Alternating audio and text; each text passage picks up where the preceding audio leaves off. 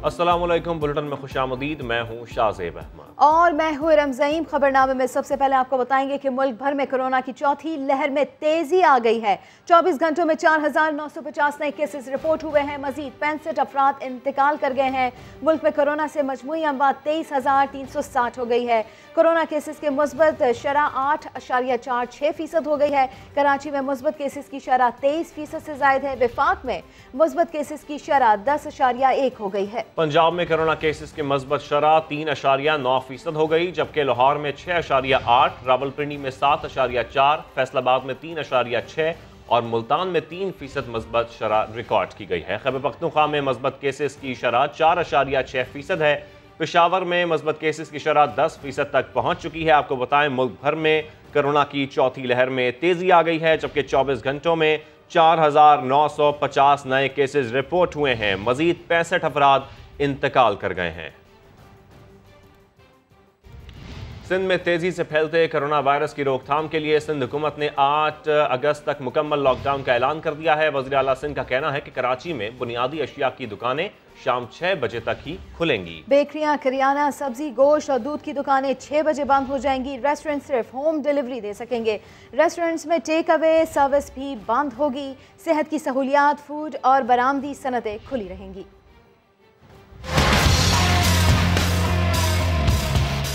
Groceries, medical stores, bakeries, meat and vegetable shops 6 बजे तक खुले रहेंगे। रेस्टोरेंट्स में सिर्फ डिलीवरी, टेक अवे भी हमें बंद करना पड़ेगा 1 हफ्ते के लिए। हेल्थ और मेडिकल रिलेटेड फैसिलिटीज ये खुली रहेंगी। Food and food related industry ये खुली रहेगी। एक्सपोर्ट ओरिएंटेड इंडस्ट्री जो है ना, उनको खुला रखा जाएगा। यूटिलिटी कंपनीज सारी खुली रहेंगी। म्युनिसिपल सर्विसेज खुली रहेंगे। इसके अलावा सब कुछ बंद रहेगा।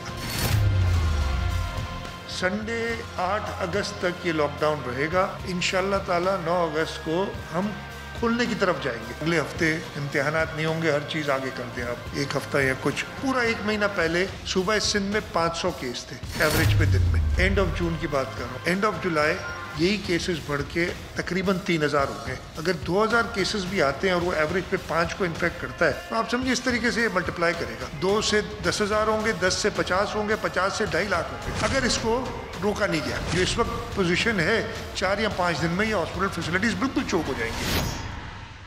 कराची में लॉकडाउन का पहला दिन। शहर में डबल सवारी पर पाबंदी है। शहर के मुख्तलिफ मकामात पर पुलिस ने नाके लगा दिए। बिला ज़रूरत घरों से निकलने वालों को वापस भेजा जा रहा है। मजीद जानते हैं समा के नुमाइंदे शाहनवाज कादरी से। जी शाहनवाज, आगा कीजिए। देखिए, लॉकडाउन का आज पहला रोज़ है और डबल सवारी पर भी पाबंदी है। शहर में पुलिस तैनात कर दी गई है। पुलिस की जानिब से शहर में 100 से ज़ायद नाके लगाए गए हैं। मैं इस वक्त अंचोली पर मौजूद हूँ और आपको पुलिस का नाका नज़र आ रहा है। यहाँ पर पुलिस एहलकार नज़र आ रहे हैं जो डबल सवारी पर जाने वालों को चेक कर रहे हैं। उनका कोरोना सर्टिफिकेट चेक किया जा रहा है और जो डबल सवारी पर जहाँ से गुजर रहा है उसको तनबीह की जा रही है कि डबल सवारी पर पाबंदी है। अक्सरियत शहरियों का कहना है कि उनके इल्म में नहीं कि डबल सवारी पर पाबंदी लगा दी गई है। ठीक है शाहनवाज, बहुत शुक्रिया आपका। नुकसान का अजाला कौन करेगा, तफसीलात जानिए इसी बुलेटिन में। आसीन चढ़ाए, वैक्सीन लगवाए, खुद को और मुल्क को कोरोना से महफूज बनाए। मुल्क भर में कोरोना वैक्सीनेशन का यौमिया रिकॉर्ड टूट गया। NCOC के मुताबिक 24 घंटों में 9,04,830 अफराद ने वैक्सीन लगवाई। आपको बताते चलें कि खुद को और मुल्क को कोरोना से महफूज बनाए, आस्तीन चढ़ाए, वैक्सीन लगवाए। मुल्क भर में कोरोना वैक्सीनेशन का यौमिया रिकॉर्ड टूट गया है। NCOC के मुताबिक 24 घंटों में 9,04,830 अफराद ने वैक्सीन लगवाई।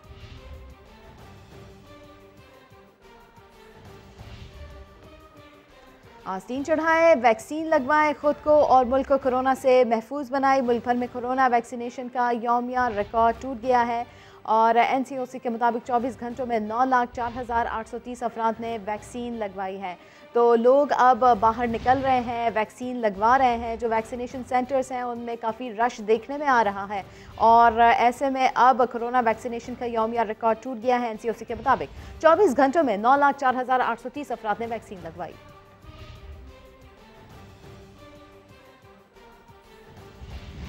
कराची में लॉकडाउन लगाने पर सदर ऑल कराची ताजर इत्तेहाद अतीक मीर का रद्दमल सामने आ गया। सवाल उठाया कि यौमिया उजरत पर काम करने वाले 45 लाख अफराद के लिए हुकूमत के पास क्या इंतज़ाम है। लॉकडाउन के 10 रोज़ में ताजरों के 50 अरब रुपए के नुकसान का अजाला कौन करेगा। उनका मजीद क्या कहना है, आइए सुनते हैं। मैं वज़ीर आला सिंध से ये सवाल करना चाहता हूँ कि ये जो 45 लाख लोग यौमिया उजरत पे काम करने वाले और रोज़ कमाने रोज़ खाने वाले, इनकी ज़रूरत ज़िंदगी का क्या आपके पास कोई इंतज़ाम है? ये 10 रोज़ में जो 50 अरब से ज़ायद ताजरों का नुकसान होगा, क्या इसका आप अजाला करेंगे? ये जो बेरोज़गारी का जो ये सिलसिला बढ़ेगा, क्या आप इनके रोज़गार का कोई बंदोबस्त करेंगे? हम अगर इसके ख़िलाफ़ एहतजाज करें तो फिर हमें उसका हक़ हासिल है, वरना आप ये फ़ैसला वापस लें। अगर ये फ़ैसला वापस नहीं लेते तो फिर एक नाकाम हुकूमत के तौर पे हम आपके ख़िलाफ़ सफ़ारा होंगे और आपके ख़िलाफ़ भरपूर एहतजाज करेंगे। हुकूमत की जानिब से सख्ती के बाद वो शहरी भी घरों से निकल आए जो वैक्सीन ना लगवाने के लिए बाज़िद थे। कराची के तमाम वैक्सीनेशन सेंटर्स पर लंबी लंबी कतारें लगी हैं। मज़ीद जानते हैं समा के नुमाइंदे मुदस्सिर नज़ीर से, जो इस वक्त एक्सपो सेंटर में मौजूद हैं। तो मुदस्सिर नज़ीर, हम 2 दिन से देख रहे हैं एक्सपो सेंटर में काफ़ी रश देखने में आ रहा है। कितने काउंटर्स हैं, लोगों को किस तरह से फैसिलिटेट यहाँ पर किया जा रहा है? जी बिल्कुल, सिर्फ कराची का एक्सपो सेंटर नहीं बल्कि तमाम सेंटर्स पर इस वक्त बहुत ज़्यादा रश देखने में आ रहा है। और सबसे ज़्यादा अहम बात यह है कि वो मखसूस तबका जो वैक्सीन लगवाने के लिए बिल्कुल भी तैयार नहीं था, आज वो भी वैक्सीन लगवाने के लिए तमाम वैक्सीन सेंटर्स पर मौजूद है। इसमें वो मज़दूर तबका है और इलिटरेट तबका जो बिल्कुल भी इस चीज़ को नहीं मानता था कि वैक्सीन नहीं लगवानी, आज वो भी यहाँ पर मौजूद हैं। पाकिस्तान का सबसे जो बड़ा वैक्सीन सेंटर है, यहाँ पर तकरीबन रोज़ाना 15 से 20 हज़ार लोगों को वैक्सीन लगवाई जा रही थी, लेकिन आज ऐसा लगता है लाखों लोग जो हैं वो वैक्सीन लगवाएंगे, क्योंकि जितना रश यहाँ पर है शायद ये रिकॉर्ड टूट गया है कराची में तमाम वैक्सीन लगवाने वालों का। और कुछ ऐसे वैक्सीनेशन सेंटर्स भी हैं जहाँ पर पुलिस को भी तलब किया गया है, क्योंकि वहाँ पर मॉब था बहुत ज़्यादा और बदनज़मी भी देखने में आई चंद रोज़ से। ठीक है मुदस्सिर नज़ीर, आप जिस तरह से हमें बता रहे हैं और हम अपने नाजरीन को दिखा भी रहे हैं एक्सपो सेंटर के ये मनाजिर, बड़ी तादाद में यहाँ पर लोग पहुँचे हैं वैक्सीन लगवाने के लिए। और जिस तरह से आज से कराची में लॉकडाउन भी नाफिज किया गया है पूरे सिंध में, तो इस हवाले से भी सख्ती की गई है। और जिस तरह से सिंध हुकूमत की जानिब से बारहा कहा गया कि इस लॉकडाउन के दौरान जो है तमाम अफराद कोशिश करें कि ख़ुद को वैक्सीनेटेड करें, तो इसी तरह जो कराची में मुख्तलिफ वैक्सीनेशन सेंटर्स कायम किए गए हैं, तमाम ही वैक्सीनेशन सेंटर्स में काफ़ी रश देखने में आ रहा है। मुदस्सिर नज़ीर अपडेट कर रहे थे, बहुत शुक्रिया आपका। और लाड़काना में अवाम ने हुकूमती अहकामात को हवा में उड़ा दिया। लॉकडाउन के ऐलान के बावजूद दुकानें खुली हैं, कारोबार चल रहा है, ट्रैफिक भी मामूल के मुताबिक है, लेकिन इंतजामिया कहीं नजर नहीं आ रही। मजीद जानेंगे समा के नुमाइंदे नवीद लाड़क से। नवीद, ये किस किस्म का लॉकडाउन है? बिल्कुल, सिंध हुकूमत की जानिब से सिंध भर में जो है वो लॉकडाउन जो है वो ऐलान किया गया, लेकिन लाड़काना में जो इसका असर है वो बेअसर है बिल्कुल ही। और आज सुबह से जो कारोबार मामूल के मुताबिक वो खुला रहा। जो इंतजामिया है हमें मुकम्मल तौर पर गायब नजर आ रही है। पाकिस्तानी चौक, बंदर रोड, रेशम गली, शाही बाजार और दीगर जो इलाके वहाँ पर दुकानें, होटलें और दीगर जो कारोबार है वो खुला है। बाजारों समेत सड़कों पर शहरी जो है वो मौजूद हैं और SOPs भी जो है वो धज्जियां उड़ाई जा रही हैं और ट्रैफिक भी जो है वो मामूल के मुताबिक है। शहरियों का कहना है कि मुराद अली शाह जो वजीर आला सिंध है, अपने लिए उनके लिए कोरोना नजर नहीं आता। वो खुद जो गाँव जाते हैं उनके यहाँ रश होती है, लेकिन वो कारोबार बंद करवाना चाहते हैं, हमें जो है वो बेरोजगार कराना चाहते हैं, पहले ही भूख और बदहाली का शिकार है। इस वजह से जो है हमें लॉकडाउन किसी भी हाल में नहीं चाहिए। जी ठीक है, बहुत शुक्रिया नवीद।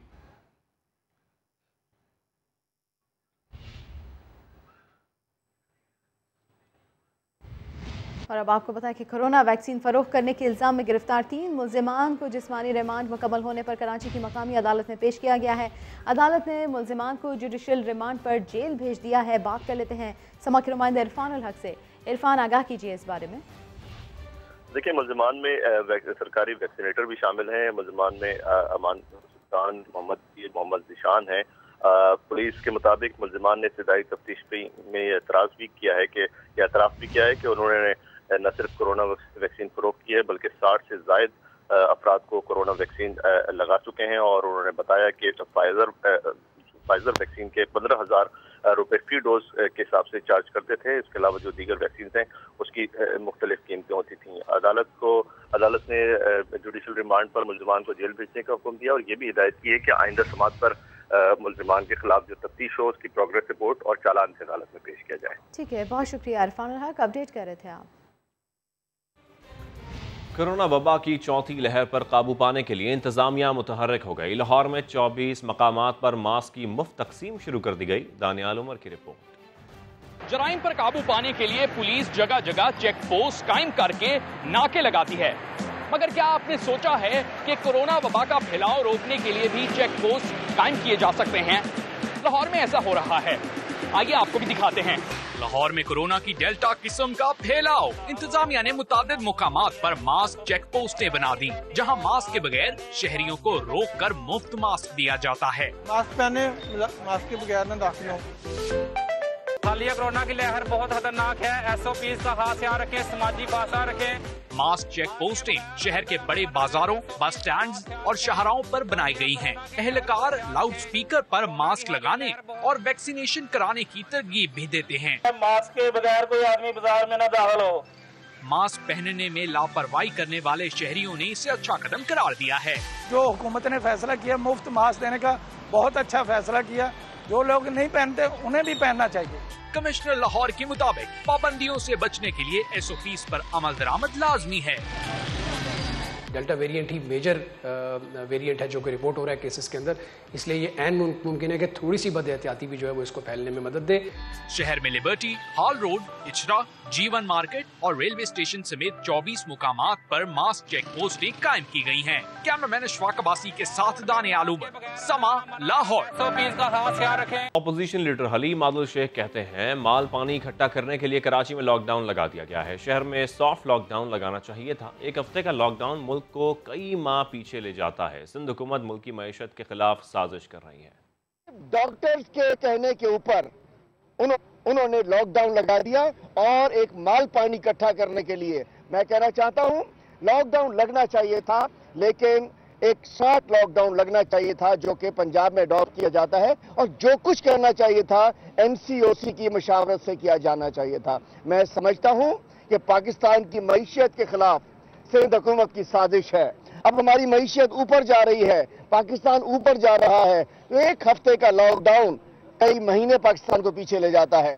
सिंध में लॉकडाउन करेंगे तो अपना नुकसान करेंगे। शेख रशीद ने सिंध हुकूमत के फैसले की मुखालफत कर दी। कहते हैं इमरान खान के स्मार्ट लॉकडाउन की पॉलिसी पर चलने में कोई हर्ज नहीं, सारी दुनिया ने स्मार्ट लॉकडाउन को सराहा है। उन्होंने वाज़ेह अंदाज में बता दिया कि नूर मुकद्दम कत्ल केस के मुलजिमों को किसी सूरत नहीं छोड़ा जाएगा। उनका मजीद क्या कहना था, आइए सुन लेते हैं। में अगर ये लॉकडाउन करेंगे तो अपने लिए खुद नुकसान करेंगे। अगर इस तरह का लॉकडाउन करेंगे, सारी दुनिया ने इमरान खान के स्मार्ट लॉकडाउन को अप्रिशिएट किया है और इसमें कोई हर्ज नहीं अगर तो आप इमरान खान के लॉकडाउन को कॉपी करें। नूर मुकद्दम के केस के मुल्जिमों को किसी कीमत पे नहीं छोड़ेंगे और बस चले तो मैं उसको गोली मार दूं। लेकिन एक बात मीडिया से दरखास्त करना चाहता हूं कि ये जो पागल लोग ऐसे वाकयात करते हैं इनको ज्यादा मत दिखाएं। मैं तो बहुत पहले कह चुका था कि नून से शीन निकलेगी और उस वक्त लोग मेरा मजाक उड़ाते थे और मैंने बहुत पहले कहा था कि पीपल्स पार्टी दूसरे नंबर पे होगी और नून लीग तीसरे नंबर पे होगी। वैसा ही हुआ है। साबिक वजीर कानून राना सनाउल्लाह ने सियालकोट में ज़िमनी इलेक्शन पर एतराज़ात उठाते हुए कहा है कि तारीख में पहली बार देखा कि ज़िमनी इलेक्शन में जनरल इलेक्शन से ज़्यादा वोट पड़े। लीगी रहनुमा ने शहबाज शरीफ के पार्टी क़यादत छोड़ने से मुतालिक इतलात को अफवाहें करार दे दिया। लाहौर से अरशद अली की रिपोर्ट। इंसदाद मंशियात की हुसूसी अदालत में 15 किलो मंशियात के मुकदमे में पेशी के बाद राना सनाउल्लाह ने कहा कि इस बार वो प्रिजाइडिंग अफसरान तैनात किए गए जो तहरीक इंसाफ के सपोर्टर्स थे। तारीख में पहली बार देखा कि जनरल इलेक्शन से ज्यादा ज़िमनी इलेक्शन में वोट कास्ट हुए। कोई 40-50 प्रिजाइडिंग ऑफिसर्स के जुम्मे लगाया कि आपने 1-2 कॉपियां डालनी है। पोलिंग स्टेशन नंबर 113 और 114 पे फरासत इकबाल जो लेक्चरर है बाकायदा एक कॉपी के जाली वोटों के साथ उसका जो ज़ाती मुलाजम था, आसफ उसका नाम था, उसको वहाँ पे पकड़ा गया। राना सनाउल्लाह ने शहबाज शरीफ के पार्टी क़यादत छोड़ने की इतलात को झूठा करार दिया और कहा कि मेरी तरह इनके लीडर भी मियां नवाज शरीफ हैं। उन्होंने पिछले 25-30 सालों में एक मरतबा नहीं 10 मरतबा जो है अपनी कमिटमेंट और अपनी वफादारी को जमात के साथ भी और अपने लीडर के साथ भी जो है वो साबित की है और इस मरतबा भी वो और आइंदा भी जो है वो साबित करेंगे। दूसरी जानिब मंशियात केस के शरीक मुल्ज़म अकरम की गैर हाजिरी के बायस राना सनाउल्लाह समेत दीगर मुल्ज़मान पर फर्द जुर्म आयद न हो सकी। अदालत ने फर्द जुर्म आयद करने के लिए तमाम मुल्ज़मान को 11 सितम्बर के रोज तलब कर लिया है। कैमरामैन नदीम कासिम के साथ अरशद अली, समा, लाहौर। आगे बढ़ते हुए आपको बताएं कि आज़ाद कश्मीर इंतखाबात में शिकस्त पर नाराज़गी का तासुर देने वाले शहबाज शरीफ ने इंतखाबी मुहिम को दुरुस्त करार दे दिया। एहतजाजी तहरीक पर इत्तेफाक ना हो सका। नईम अशरफ भट्ट की रिपोर्ट। मुज़ाहमती बयानिए के मुखालिफ शहबाज शरीफ नून लीग के अहम मुशावरती इजलास में मरियम नवाज की इंतखाबी मुहिम को दुरुस्त करार देते रहे। ज़राए के मुताबिक आज़ाद कश्मीर इंतखाबात में शिकस्त पर 26 जुलाई को नून लीग का ऑनलाइन मुशावरती इजलास नवाज शरीफ की ज़ेर सदारत हुआ। मरियम नवाज, शाहिद हकान अब्बासी, ख्वाजा आसिफ, परवेज रशीद और दीगर अहम रहनुमा शरीक हुए। मीटिंग में अक्सरियती राय थी कि इलेक्शंस में शिकस्त की वजह सरकारी मशीनरी का खुफिया इस्तेमाल है। ताहम इस शिकस्त पर एहतजाजी तहरीक चलाने पर इत्तफाक न हो सका। चंद रहनुमाओं का कहना था कि एहतजाज से पहले ये देख लें कि क्या लोगों का गुस्सा इतना है कि वो किसी किस्म के एहतजाज में शिरकत करें। ऑफ द रिकॉर्ड पार्टी के मुज़ाहमती बयानिए की मुखालफत करने वाले लीगी रहनुमाओं ने मीटिंग में कोई एतराज नहीं उठाया। समा ने मुफाहमती रहनुमा से इसकी वजह पूछी तो उनका कहना था कि जरूरी नहीं कि हर बात मीटिंग में ही की जाए। वो अपने एतराजात नवाज शरीफ के साथ अलहदगी में भी ज़ेरे बहस ला सकते हैं। नईम अशरफ भट्ट, समा, लाहौर। चेयरमैन पीपल्स पार्टी बिलावल भुट्टो कहते हैं पंजाब हुकूमत के खिलाफ अदम एतमाद लाई जाए तो बुज़दार सरकार गिर जाएगी। अगले मरहले में इमरान खान की हुकूमत भी गिराई जा सकती है। उन्होंने आज़ाद कश्मीर में धांधली का भी इल्ज़ाम लगा दिया। जमहूरी हथियार इस्तेमाल करने को तैयार है। हम समझते हैं कि अगर हम अदम एतमाद का जमहूरी हथियार पंजाब में इस्तेमाल करते हैं तो फिर हम बुज़दार को गिरा सकते हैं और अगला फेज में इमरान को गिरा सकते हैं। आज भी अगर हमारे बाकी ऑपोजिशन के दोस्त इस पेज पे आ सकते हैं तो ज़बरदस्त, वरना हम पार्लियामान के अंदर और पार्लियामान के बाहर हमारा जदोजहद जारी रखेंगे। दंगा धांधली हुआ है आज़ाद कश्मीर के इलेक्शन और उनकी धांधली के जो तरीक़ेकार है वो MQM के धांधली के तरीक़ेकार से मिलते जुलते हैं। अगर हम वाकई ही इस धांधली ज़दा हुकूमत का मुखालफत करना चाहते हैं तो हमें मिल के करना पड़ेगा। ऑपोजिशन को एक पेज पे आना पड़ेगा। आज़ाद कश्मीर के सतह पर हमारा कोशिश ये होगा जॉइंट ऑपोजिशन स्ट्रैटेजी अपनाया जाए। मैं उम्मीद रखता हूँ मिल के चलने को तैयार होंगे, नहीं तो पीपल्स पार्टी अकेला ऑपोजिशन करने को भी तैयार है। लाहौर के एंटी करप्शन कोर्ट में लीगी रहनुमा खोकर बरादरान के खिलाफ केस की समाअत। अदालत ने सरकारी दस्तावेजात में खुर्द-बुर्द करने के मुकदमे में मुलव्विस खोकर बरादरान की अबूरी जमानतों में 30 अगस्त तक तौसी कर दी। तो लाहौर के एंटी करप्शन कोर्ट में लीगी रहनुमा खोकर बरादरान के खिलाफ केस की समाअत हुई और ऐसे में अदालत ने सरकारी दस्तावेजात में खुर्द-बुर्द करने के मुकदमे में मुलव्विस खोकर बरादरान की अबूरी जमानतों में 30 अगस्त तक तौसी कर दी। और लाहौर की मकामी अदालत ने FIA साइबर क्राइम केस में मुलव्विस PTI की MPA नज़ीर चौहान के जिस्मानी रिमांड में तौसी की दरख्वास्त मुस्तरद कर दी। नज़ीर चौहान को 14 रोज़ के जुडिशल रिमांड पर जेल भेज दिया गया है। गिलगित बल्तिस्तान में 3 रोज़ पहले शुरू होने वाली बारिशों से निज़ाम ज़िंदगी दरहम बरहम होकर रह गया। मुख्तलिफ मकामात पर लैंड स्लाइडिंग, शारा कराकरम ट्रैफिक के लिए बंद हो गई। आज़ाद कश्मीर के नदी नालों और झंग में तरीमों के मकाम पर पानी की सतह बुलंद हो रही है। मुख्तलिफ शहरों में बारिश और सैलाब की सूरत हाल पर देखते हैं ये रिपोर्ट।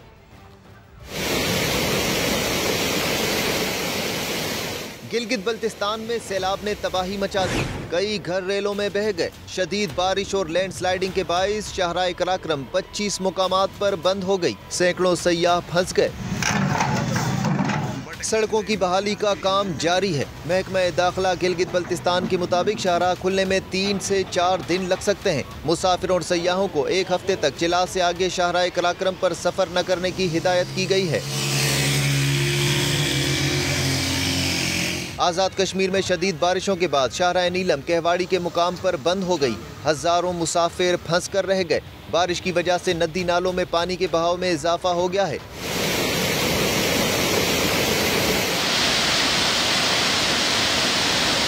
झंग में त्रीमू के मुकाम पर पानी की सतह बुलंद हो रही है। जिला इंतजामिया ने मुताल्लिका महकमों को अलर्ट जारी कर दिया। दरिया किनारे आबाद लोग माल मवेशी समेत महफूज मकामात पर मुंतकिल हो रहे हैं।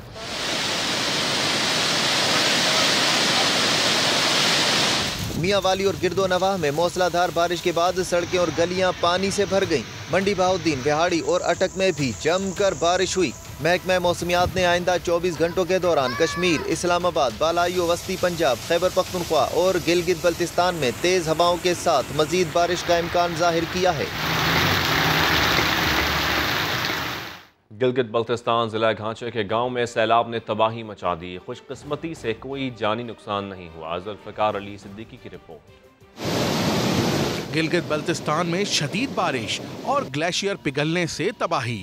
जिला घांचे के थोखमोज गांव में सैलाबी रेला पुल बहा ले गया। मकामी लोग मुतबादिल रास्ता बनाने लगे। कई घरों और गाड़ियों को नुकसान पहुंचा। बिजली का निजाम तबाह हो गया। नुकसान तो बहुत ज़्यादा हुआ। ये आप देख सकते हैं, ये जो यहाँ पे जंगल थे वो और बहुत बड़ा जंगल था। आयरन जो ब्रिज थे वो भी बिल्कुल नामो निशान नहीं है। एक यहाँ पे जो गाड़ी का ब्रिज था वो भी बिल्कुल नहीं है और वहाँ पे भी एक और पुल थे। तीनों पुल बिल्कुल यहाँ नामो निशान नहीं है। पाक फौज जिला इंतजामिया की मदद को आ गई। मुकामी लोगों के साथ मिलकर रास्ता क्लियर किया। हमारे जितने रिसोर्सेज हैं उन सबको हम यूटिलाइज कर रहे हैं और हमारी पूरी कोशिश है कि आवाम को जल्द अज जल्द जिस हद तक हम रिलीफ पहुंचा सकते हैं उनको पहुंचाएं। गिलगित बल्तिस्तान में शदीद बारिशों के बाद दरियाओं और नदी नालों में सैलाबी सूरत हाल है, जिससे कई फसलें भी तबाह हो चुकी हैं।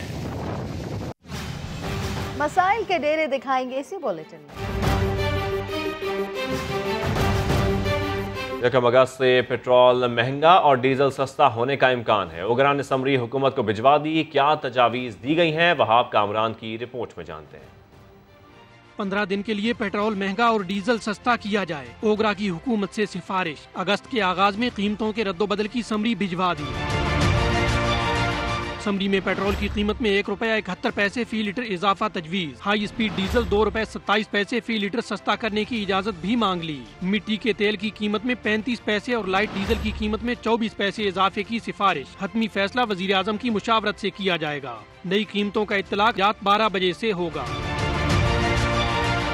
दूसरी जानिब LPG मजीद ₹10 फी किलो महंगी। Chairman all Pakistan LPG distributors association Irfan Khokhar के मुताबिक मार्केटिंग कंपनीज की जानिब से रवामा ये चौथी बार खुद साख्ता इजाफा है। ₹180 फी किलो इजाफे के साथ LPG के घरेलू सिलेंडर की कीमत 2110 और कमर्शियल सिलेंडर की कीमत ₹8080 हो गई है। मोदी सरकार क्रिकेट की भी दुश्मन बन गई। हर्षल गिब्स ने कश्मीर प्रीमियर लीग के खिलाफ भारतीय साजिश के सारे पोल खोल दिए हैं। इसी के ऊपर बात कर लेते हैं समा के नुमाइंदे उस्मान खान से।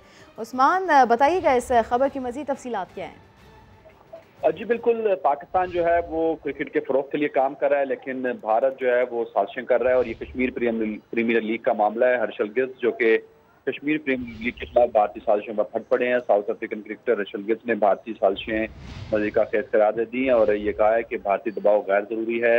South African cricketer Herschelle Gibbs का कहना है कि भारतीय क्रिकेट बोर्ड का खेल में सियासी एजेंडा लाना जो है वो खुद ही गैर जरूरी करार दिया गया और भारतीय बोर्ड ने दबाव डालकर मुझे कश्मीर प्रीमियर लीग में शिरकत करने से रोकने की कोशिश की है। ताहम उनका ये कहना है कि मुझे धमकी दी गई कि मुझे आइंदा भारत दाखिल नहीं होने दिया जाएगा। उनका ये कहना था कि मुझे क्रिकेट से मुताबिक काम से रोकने की धमकियां दी गई, जो कि जिसके ऊपर उन्होंने अफसोस का इजहार भी किया और शदीद तशवीश का इजहार किया, जो कि भारत की जानिब से कश्मीर प्रीमियर लीग के खिलाफ साजिशें जो की जा रही थी उसको नाकाम बनाने भी हर्षल गिब्स जो है वो सामने आए हैं। ठीक है, बहुत शुक्रिया उस्मान खान, अपडेट किया आपने। वफाकी वज़ीर इत्तलात फवाद चौधरी कहते हैं पहला मौका है कि ये नहीं कि मोदी हुकूमत ने क्रिकेट को अपनी मज़मूम सियासत की भेंट चढ़ाया हो। हर्षल गिब्स पर कश्मीर लीग में हिस्सा ना लेने का दबाव इस पुरानी रविश का तसलसल है। पाकिस्तान इक़दामात की शदीद मजम्मत करता है। कश्मीर की जद्दोजहद को ऐसे इक़दामात से नुकसान नहीं, फ़ायदा ही होगा।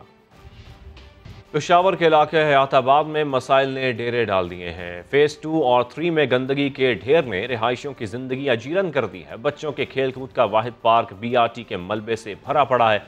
इलाके का रिहायशी हुकूमत पर बरस पड़ा।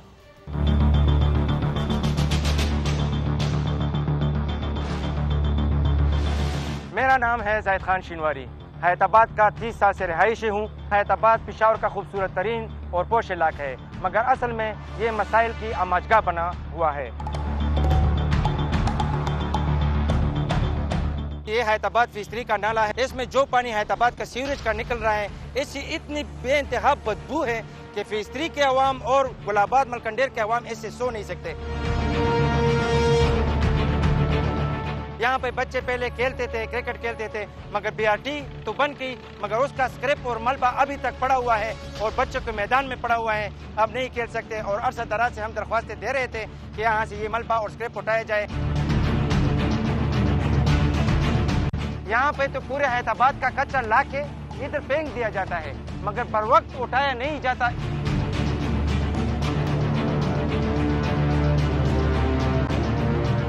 ये वो गलाजत और गंदा पानी है जिससे लोग इंतहाई परेशान हैं। कहाँ है वो MPA, कहाँ है वो MNA जो यहाँ से वोट लेके मसाइल हल करने के लिए कहते थे? आज वो MPA और MNA नजर नहीं आ रहे। लाहौर में 18वीं सदी में ईस्ट इंडिया कंपनी के ताजर और मुलाजमीन ने अपने लिए अलग कब्रिस्तान तामीर किया, जहां शाही फौज के मुलाजमीन और फौजियों की भी तदफीन की जाती थी। गौरा कब्रिस्तान के नाम से मशहूर इस जगह पर कौन लोग दफन हैं, जानते हैं आयशा आता की इस रिपोर्ट में। जेल रोड पर वाक़ई ये मनाजिर हैं उस शहर खामोशा के जो गौरा कब्रिस्तान के नाम से जाना जाता है।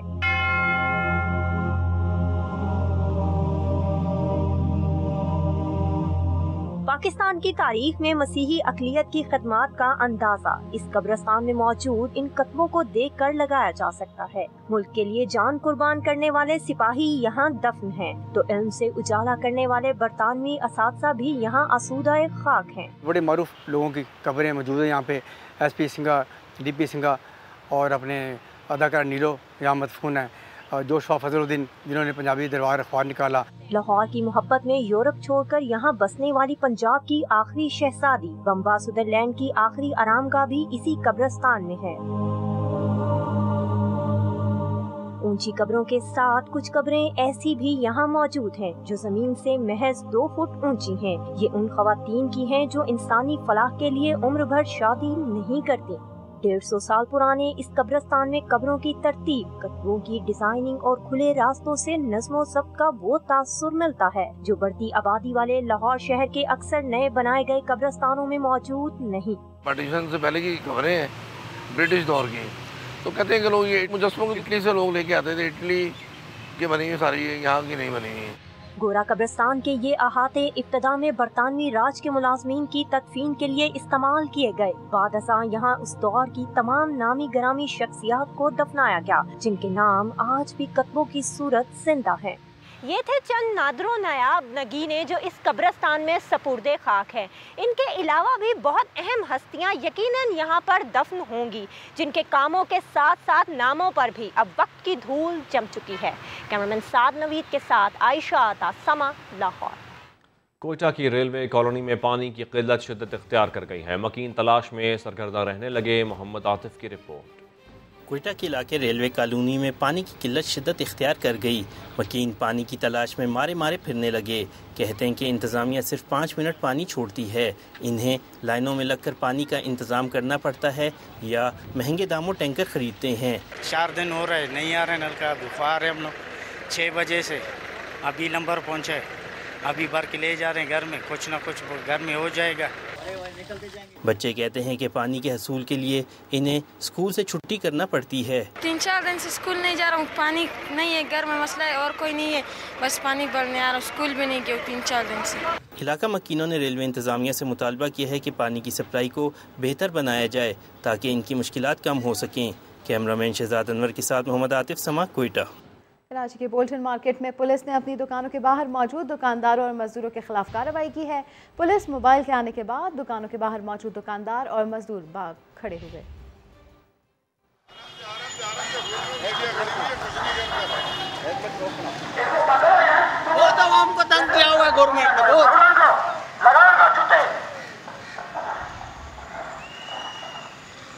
खबर के लिए विजिट कीजिए हमारी वेबसाइट sama.tv। इसके अलावा आप हमें फेसबुक और ट्विटर पर भी ज्वाइन कर सकते हैं। एक ब्रेक के बाद हाजिर होंगे हेडलाइंस के साथ। आप देखते रहिए समा।